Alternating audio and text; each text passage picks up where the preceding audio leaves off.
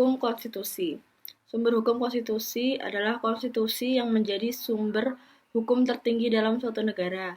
Konstitusi ini berhubungan dengan pemerintah antara penguasa dan rakyat dan memuat masalah kekuasaan sekaligus batasan kekuasaan masing-masing badan penyelenggara negara.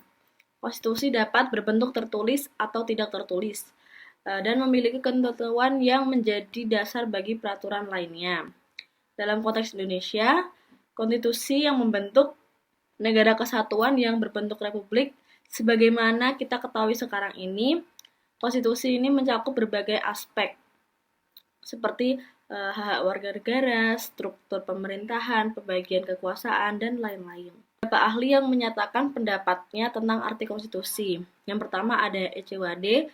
Beliau mengatakan bahwa konstitusi adalah sebuah tulisan yang menyatakan tentang rangka dan tugas pokok dari badan pemerintahan sebuah negara dan menentukan apa saja pokok dari badan itu. Yang kedua ada Herman Heller. Beliau membagi konstitusi sendiri menjadi 3 tingkat, yaitu yang pertama ada konstitusi sebagai pengertian politik, yaitu mencerminkan kondisi sosial politik sebuah negara. Yang kedua ada konstitusi sebagai pengertian hukum, keputusan umum yang harus ditaati. Yang ketiga, yang terakhir yaitu adalah konstitusi sebagai peraturan hukum yang tertulis. Selanjutnya ada yang ketiga ada James Brice. Menurut James Brice, konstitusi adalah kumpulan dasar-dasar atau prinsip-prinsip yang dapat dipakai sebagai landasan kekuasaan pemerintah, hak untuk memerintah dan hubungan antar keduanya, yang pemerintah dan rakyatnya diatur. Yang terakhir ada Carl Smith menyampaikan 2 arti konstitusi, yaitu yang pertama adalah konstitusi dalam arti relatif dan konstitusi dalam arti positif. Nah, konstitusi dalam arti relatif adalah konstitusi yang dihubungkan dengan kepentingan suatu golongan tertentu di dalam masyarakat. Nah, sedangkan konstitusi dalam arti positif mengandung pengertian sebagai keputusan politik tertinggi yang berhubungan dengan pembuatan UUD yang menentukan hasil seluruh rakyat. Fungsi konstitusi. Yang pertama ada fungsi transformasi, mencakup 3 aspek, yaitu konstitusi mentransformasi kekuasaan politik ke dalam istilah hukum, sehingga menjadi kewenangan hukum atau legal power. Yang kedua ada konstitusi mentransformasi pendadaan politik, kepentingan politik ke dalam norma hukum sehingga mempunyai kekuatan hukum atau legal force. Kemudian yang terakhir, mereformasi institusi pemerintahan sesuai dengan pandangan politik yang berpengaruh besar. Yang kedua ada fungsi informasi, yaitu menempatkan konstitusi berfungsi sebagai saluran untuk menyampaikan subsistem politik dan subsistem hukum pada masyarakat, serta sebagai media informasi bagi dunia internasional tentang sistem ketatanegaraan yang dianut oleh suatu negara. Kemudian ada fungsi regulasi yang merupakan efek normatif dari perilaku yang diatur. Proses pembuatan peraturan dalam kewenangan lembaga-lembaga negara. Yang ketiga ada fungsi kanalisasi, yaitu dapat dikatakan bahwa konstitusi menyediakan instrumen untuk menyelesaikan permasalahan ketatanegaraan, baik konflik politik maupun hukum. Kemudian ada macam-macam konstitusi. Yang pertama menurut C.F. Strong, ada konstitusi tertulis dan ada konstitusi yang tidak tertulis. Pengertian konstitusi tertulis adalah aturan-aturan pokok dasar negara, bangunan negara, dan tata negara. Demikian juga aturan dasar lainnya yang mengatur kehidupan suatu bangsa di dalam persekutuan hukum negara. Konstitusi tertulis adalah konstitusi yang ditulis dalam bentuk naskah dan disebut dengan Undang-Undang Dasar. Negara-negara modern sekarang ini menggunakan konstitusi tertulis. Dan konstitusi tidak tertulis atau konvensi.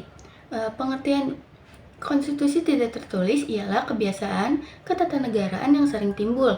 Konstitusi tidak tertulis artinya konstitusi tidak tertulis dalam bentuk naskah tertentu atau undang-undang dasar, melainkan terdapat dalam undang-undang biasa dan konvensi.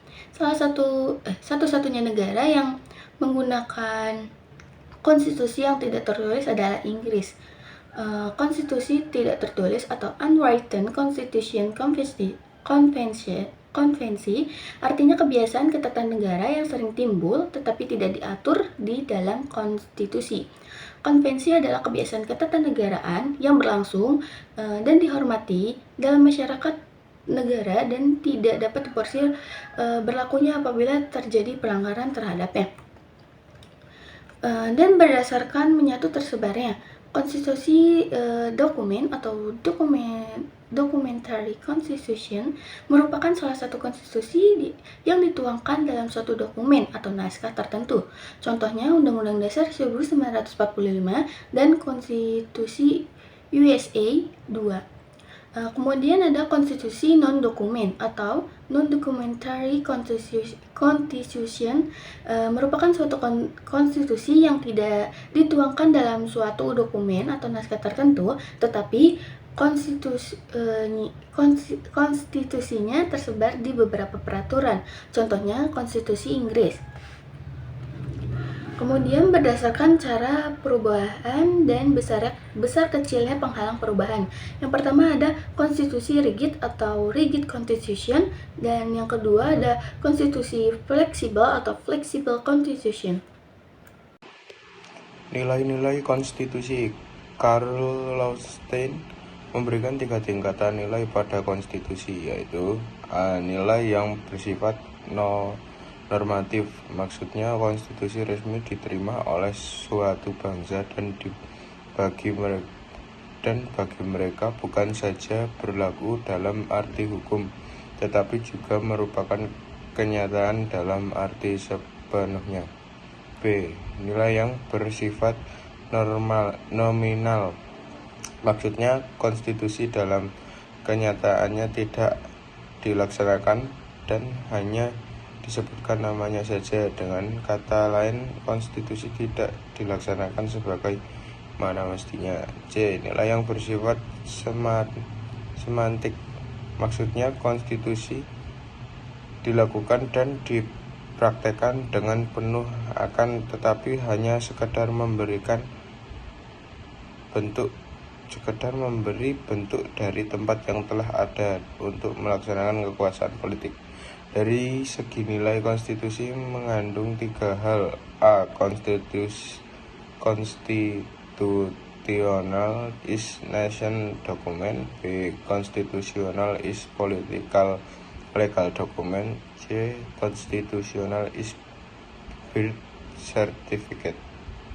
Motif timbulnya konstitusi. Menurut James Price, ada 4 faktor. Keinginan dari pihak yang memerintahkan dan yang diperintah, dengan ekspektasi untuk menjamin rakyatnya dari penguasaan yang sewenang-wenang. Keinginan warga negara untuk menjamin hak mereka serta membatasi tindakan penguasa di kemudian hari. 3. Keinginan pembentuk negara baru untuk menjamin cara penyelenggaraan ketatanegaraan yang pasti dan membahagiakan rakyat. Keinginan menjadi kerjasama yang menjamin kerjasama efektif dari negara yang berdiri sendiri yang akan menjadi negara bagian, khususnya negara serikat. Di sini saya Muhammad Afid Alhaq akan menjelaskan tentang cara perubahan konstitusi. Perubahan konstitusi yang diterapkan di beberapa negara dapat diklasifikasikan ke dalam 2 sistem perubahan konstitusi, yaitu yang pertama, apabila konstitusi diubah dalam artian diadakan pembaruan, maka yang diberlakukan adalah konstitusi yang baru secara keseluruhan. Yang kedua, apabila konstitusi diubah, maka konstitusi yang asli tetap berlaku, tetapi hasil perubahan konstitusi tersebut dilampirkan dalam konstitusinya. Seorang ahli konstitusi Persemakmuran Inggris bernama Kenneth Clinton Weir menyatakan ada 4 macam cara perubahan konstitusi, antara lain beberapa kekuatan yang bersifat primer. Yang kedua, perubahan diatur dalam konstitusi atau disebut formal amendment. Yang ketiga, perubahan secara hukum atau disebut judicial interpretation. Yang keempat, kebiasaan yang terdapat dalam bidang ketatanegaraan atau usage and convention. Menurut J. Armstrong, Ada 4 cara perubahan terhadap Undang-Undang Dasar. Yang pertama, perubahan dilakukan oleh kekuasaan legislatif menurut pembatasan-pembatasan tertentu. Yang kedua, melalui referendum. Yang ketiga, untuk negara serikat, perubahan konstitusi diserahkan kepada negara bagian. Dan yang terakhir, perubahan dilakukan oleh suatu konvensi atau dilakukan oleh suatu lembaga negara khusus yang terbentuk hanya untuk keperluan perubahan konstitusi. Atau konvensi ketatanegaraan merupakan hukum dasar yang tidak tertulis yang diakui dalam praktik ketatanegaraan. Konvensi ketatanegaraan tumbuh dalam praktik penyelenggaraan negara, melengkapi, menyempurnakan, dan menghidupkan kaidah-kaidah hukum perundang-undangan atau hukum adat ketatanegaraan. Konvensi yang berlaku di Indonesia contohnya adalah pidato kenegaraan Presiden menjelang proklamasi setiap tanggal 16 Agustus. Bandingkan dengan konvensi yang berlangsung pada masa Presiden Soekarno. Pada masa Presiden Soekarno, pidato tanpa teks pada hari H yaitu tanggal 17 di hadapan rakyat. Sedangkan sekarang dilaksanakan pada tanggal 16 di hadapan anggota DPR MPR. Dengan membaca teks disiarkan melalui media elektronik sehingga diketahui oleh rakyat. Adanya penyimpangan ini, Presiden tidak dikenai sanksi karena ini hanya sebuah kebiasaan. Beberapa ahli juga memberikan penjelasan tentang konvensi konstitusional. Yang pertama menurut Walter Bagehot. Bagehot dalam bukunya yang berjudul English Constitution menyatakan bahwa konvensi adalah aturan perilaku yang berkembang di antara para pejabat pemerintah dan meskipun tidak memiliki kekuatan hukum yang sebenarnya, mereka memiliki kekuatan hukum politik yang signifikan.